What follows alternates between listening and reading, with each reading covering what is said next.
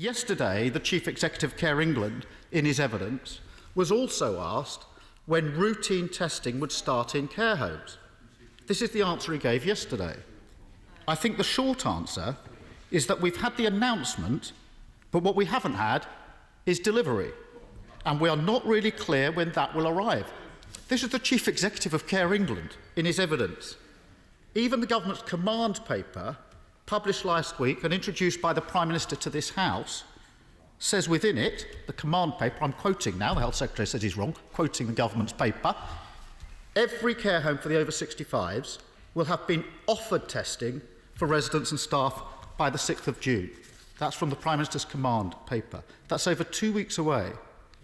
What's causing the continued delay in routine testing in our care homes? Already, 125,000 care home staff have been tested. 118,000, perhaps he didn't know that, Mr. Speaker, 118,000 care home workers have been tested, and we are absolutely confident that we will be able to increase our testing, not just in care homes, but across the whole of the community. Again, the question was when routine testing would start, and the Chief Executive of Care England, who knows what he's talking about, gave evidence yesterday that it hasn't. If the Prime Minister is disputing the evidence of the Select Committee, that's his own business. Order.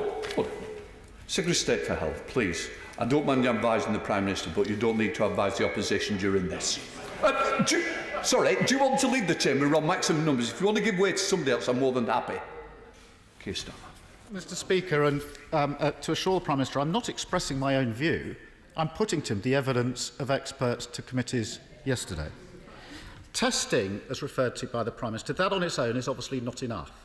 What's needing is testing, tracing and isolation.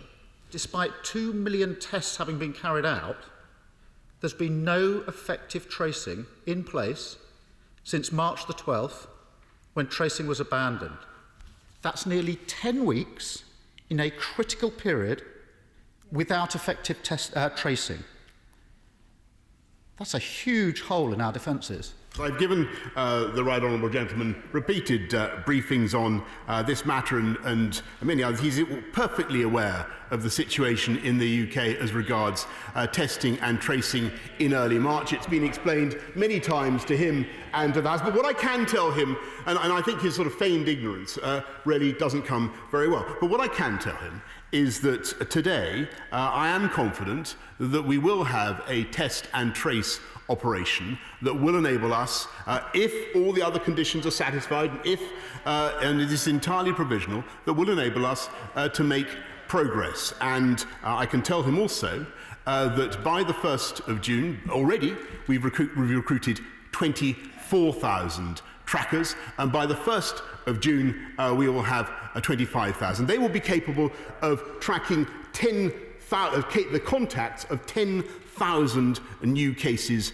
a day. And to understand the importance of that statistic, I should just remind him that today the new cases stand at 2,400. So we're making vast progress in testing and tracing, and I have great confidence that by June the 1st we will have a system that will enable us, will help us very greatly to defeat this disease and move the country forward. And I hope, therefore, that he will abandon his slightly negative tone and support it. Keir Starmer. 34,000 deaths isn't negative. It's negative. Of course I'm going to ask about that. I'm quite right too.